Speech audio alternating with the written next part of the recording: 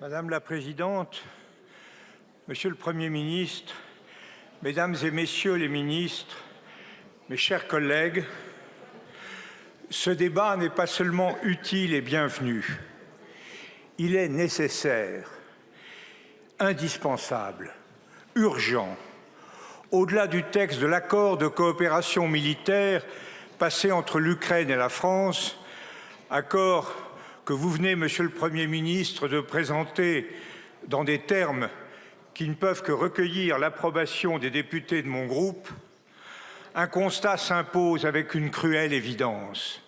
Il y a aujourd'hui, en Ukraine, en Europe et dans l'Occident tout entier, péril en la demeure. Péril aux frontières de notre Europe.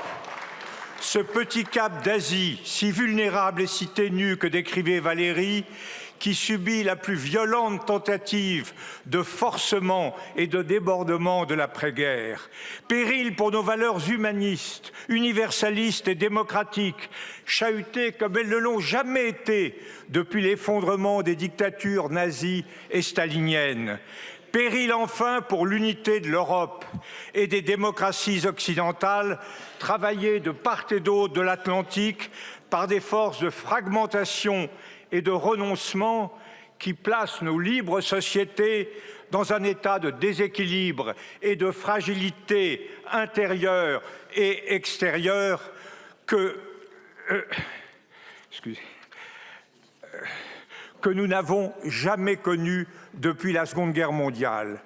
Oui, mes chers collègues, nos débats prennent place dans un des rares et graves moments de notre histoire où tout se décide pour des décennies. 1947, c'était l'entrée dans la guerre froide. 1969, c'était l'émancipation des peuples. Et aujourd'hui, c'est le retour au cœur de l'Europe d'une barbarie que nous n'avons pas su voir venir et qui nous déconcerte. Mes chers collègues, je vous laisse imaginer les possibilités d'intervention des forces russes en Moldavie et dans les pays baltes pour commencer, dans l'hypothèse où elles seraient enfin débarrassées par la victoire de la vaillante armée ukrainienne. De quel poids pèserait alors dans la balance une Europe déconsidérée, impuissante, humiliée et de surcroît divisée? Je rappelle à cette Assemblée que la distance entre Kiev et Paris, ce n'est même pas un aller-retour Paris-Rome. Pour nous autres Européens, les Ukrainiens ne sont pas seulement nos amis, ce sont nos proches, nos voisins, une partie de nous-mêmes.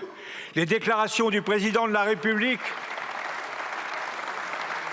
ont eu le mérite de donner à chacun conscience de la gravité des enjeux.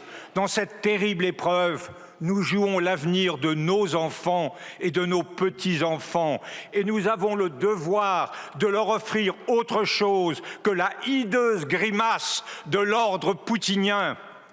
Nous devons être lucides, nous devons être vaillants, nous devons être solidaires. La lucidité nous commande de voir que la situation militaire de l'Ukraine est devenue aujourd'hui dangereusement critique. Cette nation martyrisée ne peut, malgré son héroïsme, tenir le choc de l'agression russe sans un effort massif, structurel, continu de nos amis. Nous n'avons pas vis-à-vis des Ukrainiens une simple obligation de moyens.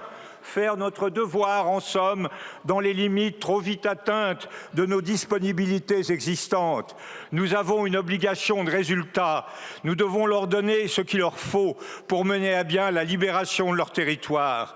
Reconnaissons qu'au cours des 2 dernières années, nous ne sommes pas mobilisés, nous autres Européens, au juste niveau et qu'il nous faut passer sans délai à la vitesse supérieure.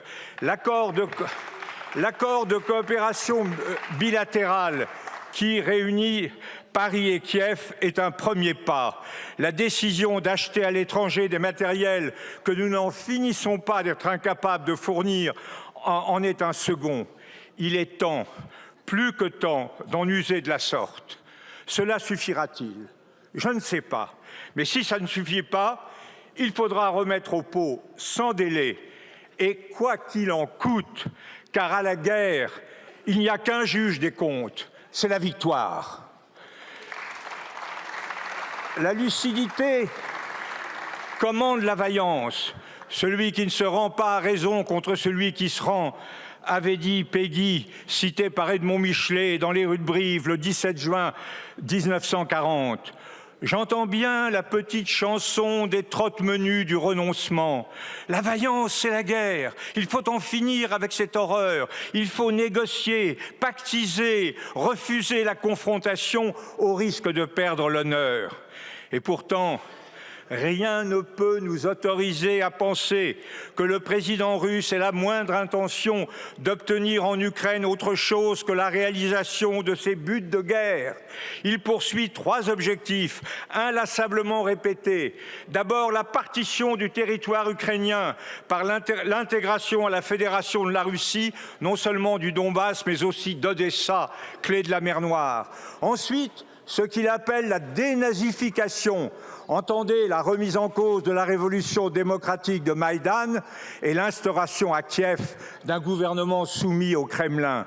Enfin, la destruction de la souveraineté de l'Ukraine, celle-ci se voyant à la fois interdite d'adhésion à l'Union européenne et à l'OTAN et condamnée à une neutralité garantie par les forces armées russes. S'il n'atteint pas ces objectifs, Poutine perd la face aux yeux du monde et de son peuple. Donc il continuera, s'il en a les moyens, jusqu'à ce qu'il serait la capitulation de fait de l'Ukraine, de l'Union européenne et de la communauté atlantique. Vladimir Poutine poursuit un programme en 3 ans, passant par une triple rupture. La rupture, dès que possible, du front de défense ukrainien. Et elle peut intervenir à tout moment si nous n'y veillons pas. La rupture de l'engagement américain aux côtés de l'Ukraine et des Européens qui résulterait de l'élection de Donald Trump. Et enfin, sachons voir la réalité, la rupture de l'Union européenne qui résulterait de l'installation du Rassemblement national aux commandes de notre pays et du Frexit en pièces détachées qu'il porte en lui. Le maître du Kremlin n'a aucune raison de ne pas attendre son heure, tant qu'il n'est pas gravement mis en échec. La patience est le privilège de ceux que la souffrance des peuples ne peut menacer. Il est impératif pour nous de faire échouer ce sinistre plan. La paix ne s'imposera que le jour où le président russe sera contraint de reconnaître que la guerre est qu'une impasse et il dépend des peuples et des États européens qu'il en soit ainsi, et peut-être demain même d'eux seuls, si les États-Unis venaient à nous manquer. Je rappellerai que les grandes forces politiques qui ont géré les affrontements de la guerre froide n'ont jamais envisagé de pactiser avec la Russie dès lors qu'elle nous menaçait, nous et nos alliés. François Mitterrand avait dit « Le nationalisme, c'est la guerre ». Son attitude exemplaire pendant la dernière crise de la guerre froide aurait pu lui faire ajouter que le pacifisme aussi, c'est la guerre. Il savait que le national-pacifisme est à la fois un encouragement à l'agression et une promesse de défaite pour les agressés. Nous faisons nôtre, quant à nous, la sagesse du général de Gaulle, telle que l'évoquait le président Marc Angeli. Oui, le meilleur moyen de servir la paix du monde, c'est de rester droit et ferme. Soyons fidèles à notre histoire, soyons fidèles à notre héritage, soyons fidèles à nos grands hommes. Nous voterons en faveur de votre déclaration, Monsieur le Premier ministre, parce que nous refusons ce que Jean-François Revel nommait la capitulation prophylactique. Nous voulons une Europe qui sache être forte, unie et consciente de ses responsabilités. Nous sommes et demeurons fermement aux côtés de l'Ukraine parce qu'il est essentiel que la victoire appartienne à ceux qui n'ont pas voulu la guerre.